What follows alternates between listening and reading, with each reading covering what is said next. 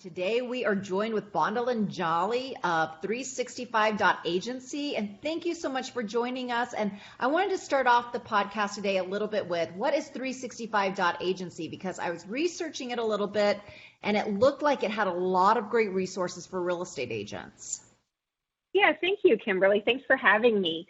So 365.agency, I come out of the tech space, and technology can be incredibly overwhelming for anyone using it, particularly inside of the real estate sector, where we have, agents who are wonderful, amazing salespeople, but not necessarily, those super techie minded people. And so 365.agency is a full service creative and digital ad agency that we started under the Elm Street Technology umbrella, which is the company that I work with. My company was acquired by them this last year.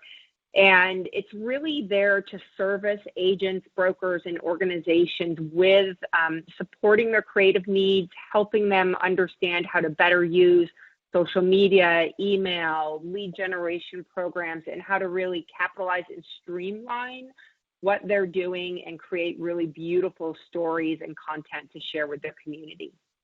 I love that. And as managing partner of this agency, give me an idea. When you said create stories, everything I'm researching right now is teaching agents how to create stories with everything they do to get more of a following. How would they do that? Yeah, so it's interesting. So let's just take like a listing, right? I have a new listing and, we can automate that listing from your MLS out to all of your social channels and people can, consume that content. But if we create more of a story around that listing, what is the lifestyle? What is that community like? What does it mean to live in that home, in that community, have your children attend those schools?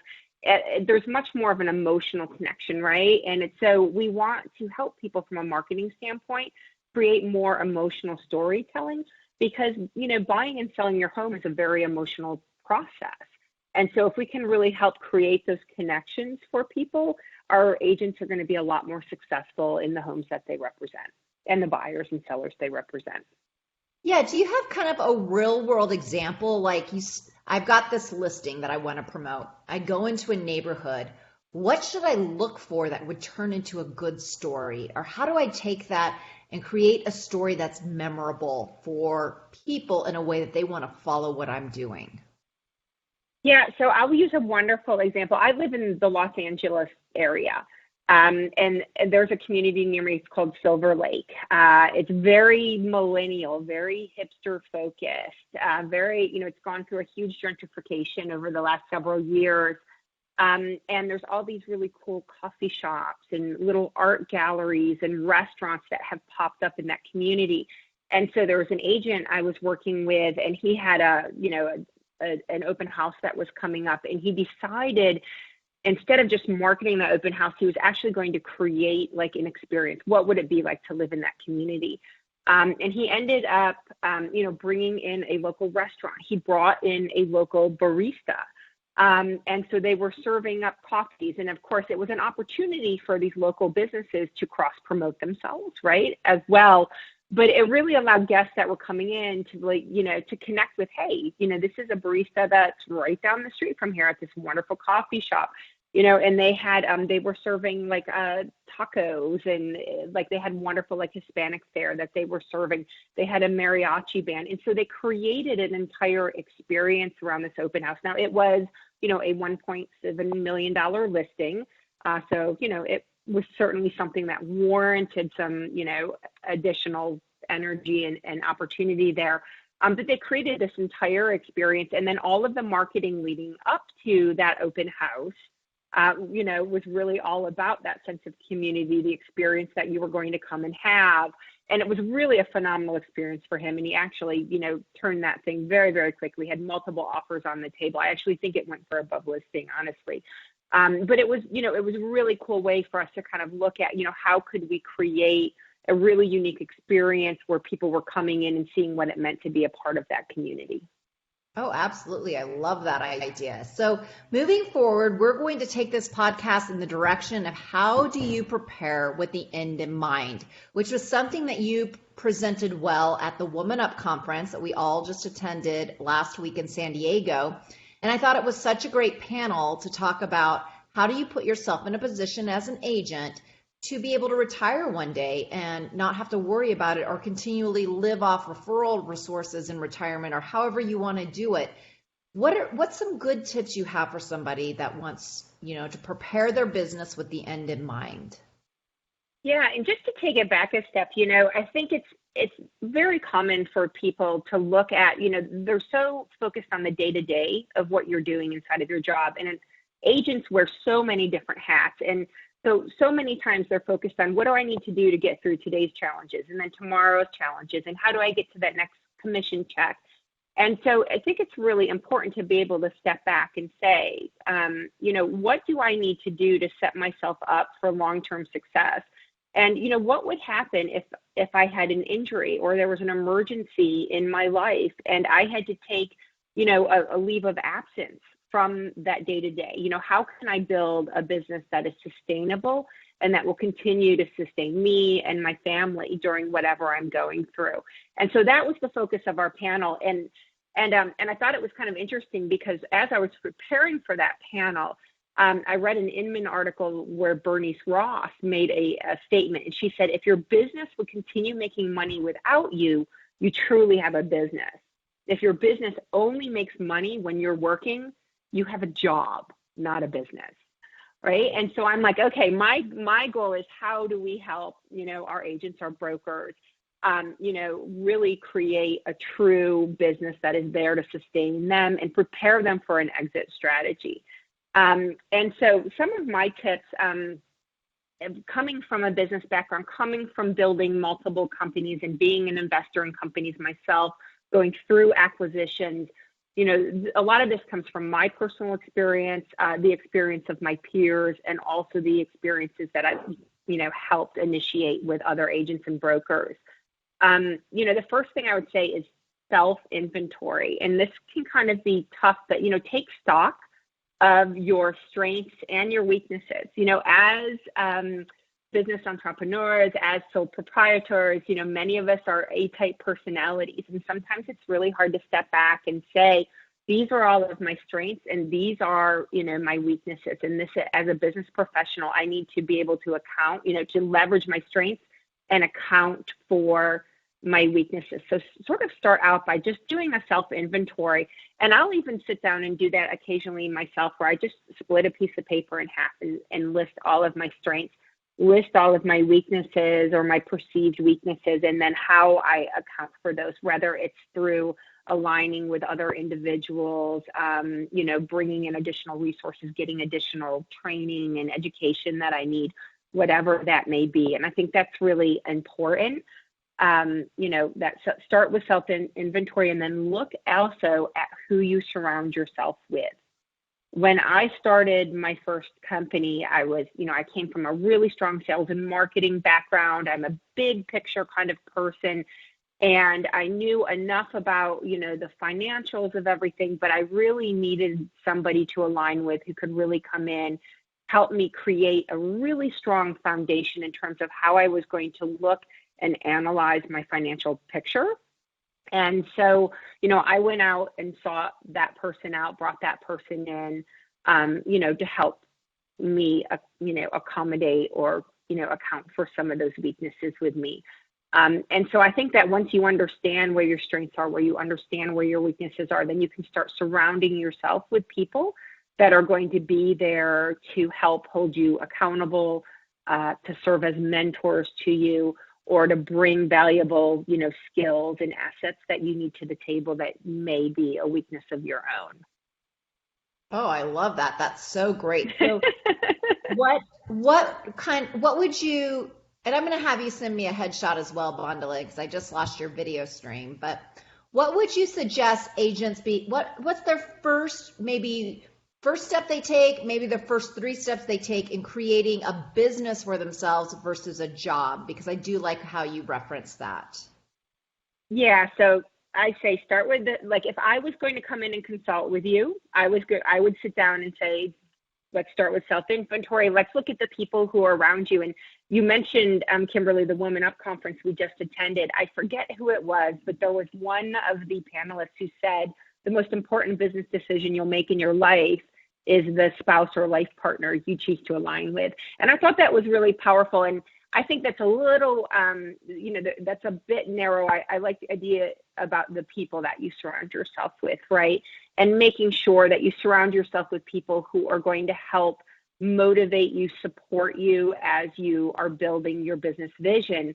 But then also, I think it's really important, when you're in a sales scenario like an agent, there are going to be good times and there are going to be bad times. There are going to be times when you are flush with money and there are going to be times where you're barely making ends meet. And that's just, standard. That's an expectation we all deal with as our own business people. And so making sure that you have a strong understanding of your budgets. I think it's interesting, Shelley Zavitz, who is a broker with the Hasten Group out of Portland, Oregon, when she's bringing in and spiraling up, training new agents, she suggests that they try to strive to have 6 months of living, money in the bank. And that can be, difficult. But that idea of having some resources, having capital that you can fall back on as you're spiraling up, as you're building your sphere, you're building those relationships is really important. And then being careful too, not to overextend yourself in your living costs. I have a friend who is a realtor down in the New Orleans area, has had very, very good success over the past 2 years. And she always approached her business that, okay, my husband is the main money maker, and my money was always the fun money. It's what we did to travel, to nurture our family, those sorts of things. Well, she had 2 really fantastic years. And, guess what she did, Kimberly? She and her husband went out and they upgraded their home. So they took on a larger note. They moved both of their children into private schools. So then they started incurring tuition costs. And guess what happened in 2019 for her? She's had a rough year. She's had multiple deals fall through. And all of a sudden, she's now in a situation where they've overextended themselves. They started relying too heavily on her expenses. And now they're in a situation, where she's struggling. And so that's one of the reasons that we say with agents, try to have like 6 months of operating capital that you can fall back on during those lean times. And also a big thing for me is establishing like other income streams. Money that can work for you when you're not working. And I love this. One of my neighbors out here in LA, she's a real estate agent with Sotheby's. She's in her 60s. Her husband is a professional musician, and she has hustled and hustled for many years. And what she's done now is she has aligned herself with some younger up and coming agents inside of her Sotheby's office, and she's doing split commissions with them. So she's passing off a lot of her listings. She, has a really large sphere. She does a lot of work inside of like the celebrity clientele base, where a lot of younger agents that are coming up wouldn't necessarily have access to that type of clientele. And so, for her, she's at a point in her life where she's starting to think about her exit, her transitioning, wanting to spend more time traveling with her husband when he's on the road. And so she's created additional revenue streams by aligning with younger up and coming agents, taking them on as mentors and saying, you know what, I don't mind taking a split commission on this. I'll bring the opportunity to you. I'll mentor you through the close, but you're going to handle the bulk of the work. And I think that's really fantastic because basically she's now putting herself in a position that as each month goes by, she's able to step a little more away while still recognizing revenue coming in. Yeah, that's a really great idea, actually. So she just went about finding people that were brand new into the business and taking on a bunch of people that she mentored. And then she was able to split commissions with them as she taught them the business. Exactly. So she's somebody who's preparing for an exit. Now, when I was at the Women Up conference, I was working with Shelly Zavitz, who's actually a fairly new broker, and has a lot of new agents coming in. And one of the things she's coaching her new agents on is to find and align themselves with people such as this woman, right? And Shelly's tip is, don't go after their A and B listings. Say, hey, you've got all these C's and D's, these people that are in your pipeline that maybe you're not necessarily, going to work with or don't have the time to.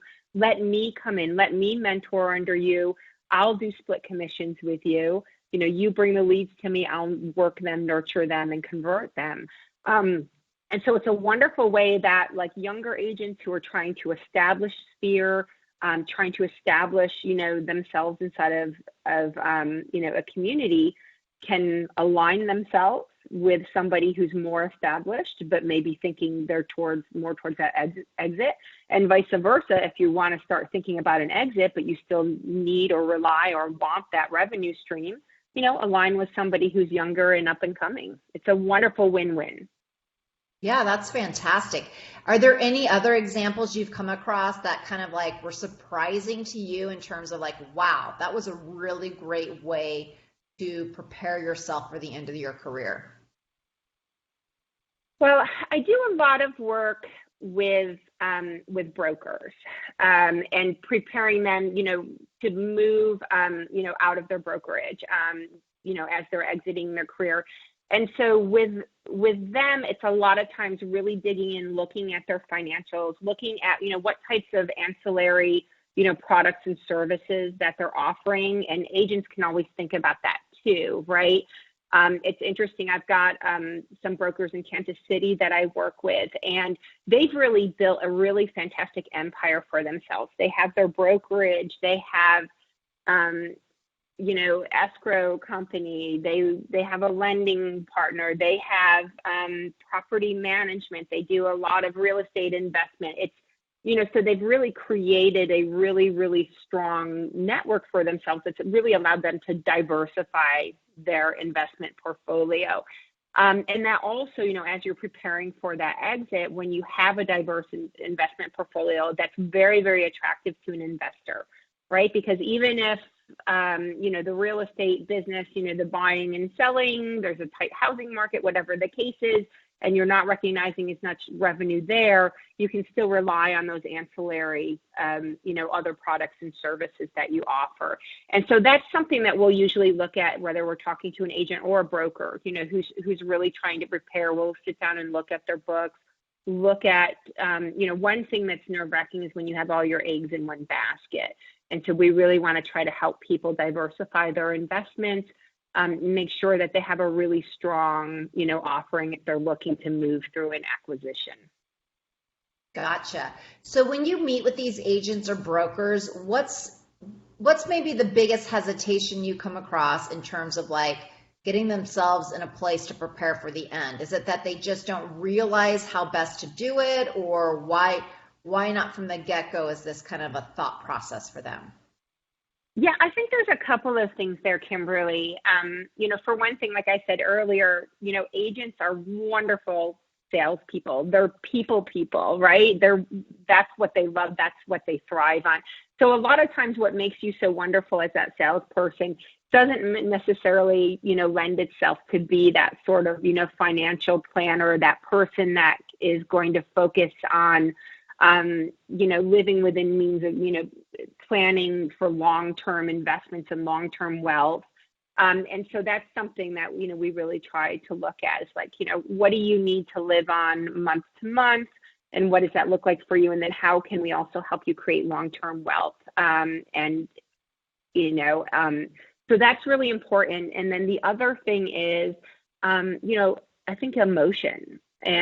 We talked about this when I was on stage last week. When you're thinking about moving towards an exit, you've put so much energy. There's so much love and time and energy that you've put into building your business.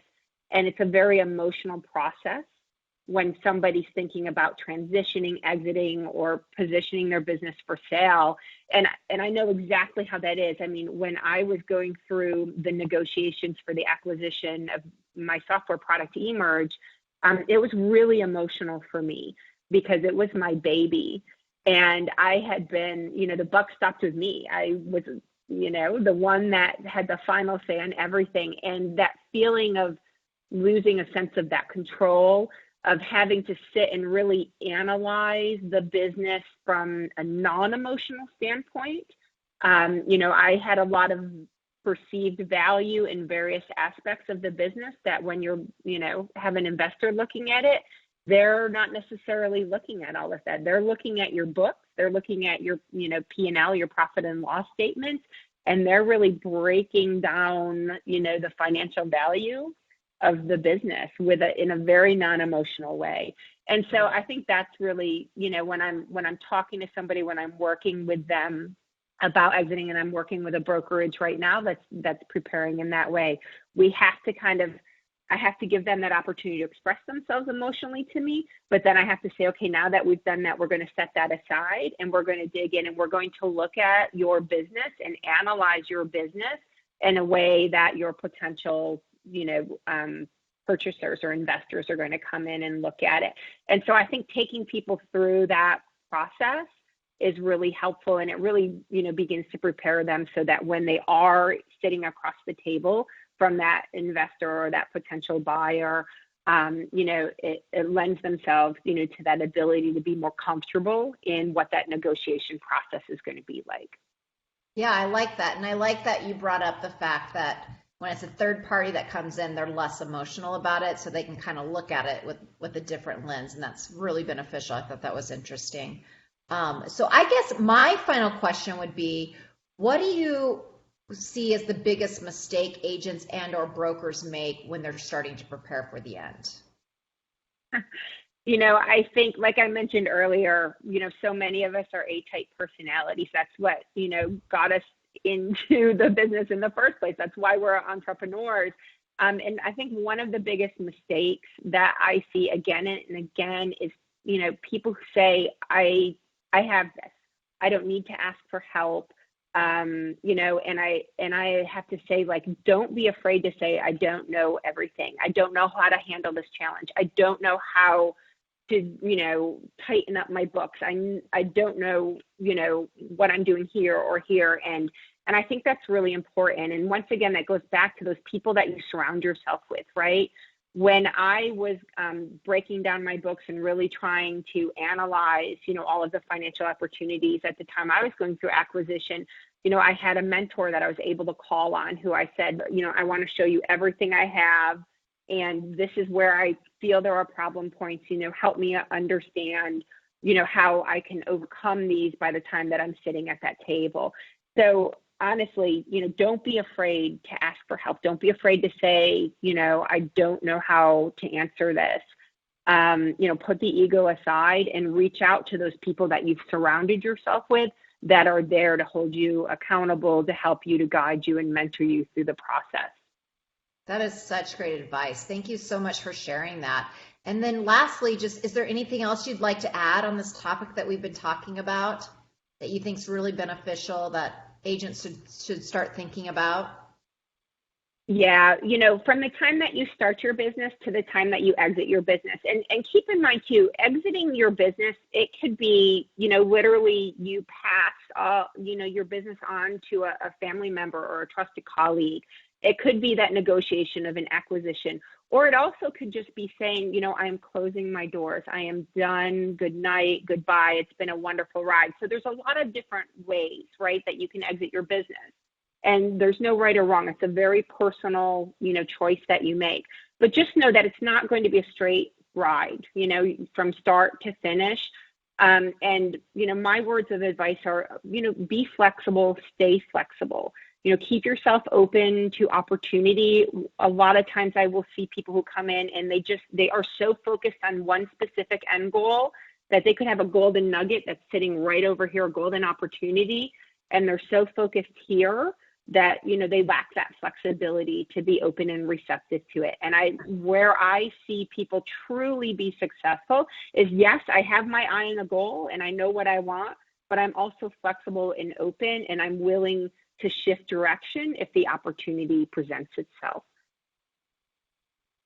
Absolutely. Well, just wrapping up, Bondilyn, how can people best find you if they have some questions for you or they'd like to reach out and learn more? Oh my gosh. Well, thank you for asking. Well, first of all, I'm the only Bondolin in the entire world. So if you know how to spell my name and can Google it, you're going to find me, right? But actually, if you would like, to connect with me, if I can be of service to you in any way, please come and visit 365.agency. That is the number three, the words 65.agency. And you can see the types of work that we do, the types of clientele that we work with, but it's also, there's a lot of contact information on there, and you can reach out, drop me an email, give me a call. I would love to connect with you and see how I can be of service. That is so great. Thank you. And I'll also put that in the show notes so they know exactly how to I'll put a link there so they can get straight to your website. So wonderful. So I appreciate it. Us. Yes, thank you. I appreciate it.